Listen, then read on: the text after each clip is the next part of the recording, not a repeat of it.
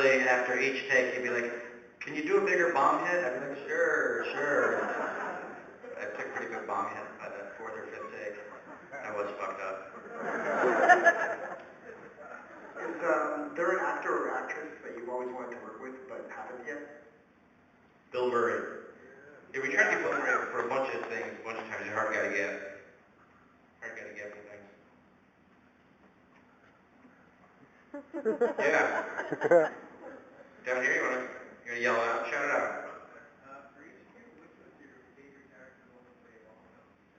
Favorite character role for each of us? I guess Fargo was mine. Yeah, whoa! Yeah. It's so easy for you to play. Yeah. You just got to be an unbridled dick, you know. It's like it's just fun to be an asshole. Really. For me, at least. For me, it was playing Thor and Amy because I really, really enjoyed having a mustache. And when you dress up like a cop, most people just think you're a cop. I mean, and so we were shooting this scene on the highway, and there's a thing called traffic control in filmmaking, and you can stop the cars, but it's the highway, so we couldn't stop the cars, and it was just too noisy. And so I'm wearing like sunglasses, a mustache, I have a gun, and I just walked over to the highway, and I put my hand up, and all the traffic stopped, and I'm yelling, action! And it's such intense power. It's just such a glorious, glorious feeling. I enjoyed your nuts. I enjoyed that. Did you? Yeah. That's a pretty good character, too. Thank you. I liked you as Putnam, too. Oh, thank you. I think I am torn. I like Finkelstein. I think I like Finkelstein, too. I enjoyed, for 6 months, having to live with permed afro and shaving male pattern baldness in the first 3 inches of my head. No one would talk to me. So that was a lot of fun. I think this was my least favorite just because it's very weird and fucked up to be trying to play opposite yourself. Usually what would happen is I'm set up on one side, and then they would have, usually it was Steve opposite me playing my twin.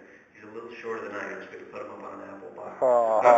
And so it was, it's a weird, you don't feel like you're really like into it, because I'm looking at Steve on the box, and we had like a fight scene, and it was like a stunt double, and it was all, I didn't feel real at all. I think, I don't know, Club Jed was my favorite character, just because that was like to do some guy who's just on drugs was really fun, but to play a guy who's on drugs the whole movie is a pretty good time. I think I enjoyed Freaky Reeky and Photo Cruiser, which Yeah. definitely hit me. But I liked Rabbit because of what Jay said, the power thing is, once we finished shooting one day and we had to drive the cop cars back to the hotel rooms afterwards, they were sort of our prop cars, and they were just prop cars. And I was enjoying driving down the freeway going like 60 miles an hour, and all the cars were driving behind me, because everyone thought it was a cop car, so no one wanted to go fast. So I just slowed down, and I just got down to like 50s to see if I could get all the traffic to slow down. And then cars started going past me, so then I whipped down the lights, and I whipped down, I pretended I was a cop car and went fast home. Then we got back to the hotel, and it turns out that some cops came to the hotel so that we were impersonating officers, and which we were, and they were looking for the person who was impersonating an officer, and I hid underneath the bed. They found you underneath the bed, right? Did they find you under the bed? They never found me. Oh, too tricky. You can't catch a rabbit.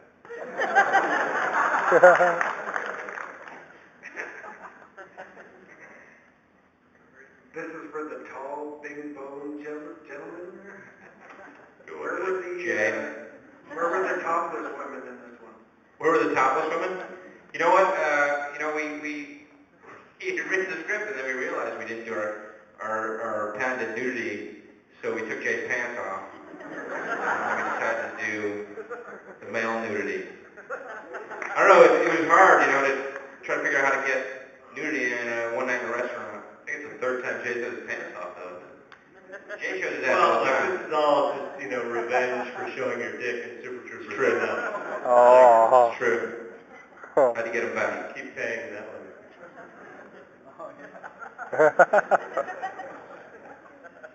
All right. Anybody else? Did somebody? Yeah, right here. How do you guys decide who gets to direct and who gets to be director for which movie? Like for the past one, why was it you? Why was it you that decided to be the director of this movie? Jay got too expensive. And I had to step in. The budget went way up. No, it was basically, like I said before, that we made this thing during the writer's strike. It just came together very quickly. And Jay was obligated to another movie at the time. And so the investor had said, you guys, I want to go right now. And I said, well, I'll do it if Jay can. And the other guys said, okay. And so I did it. It's not that hard, really.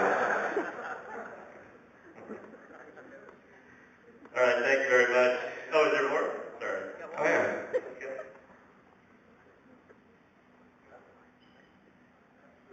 Yeah, Jake, just a quick question. How did it come about for you to direct that one episode of Arrested Development?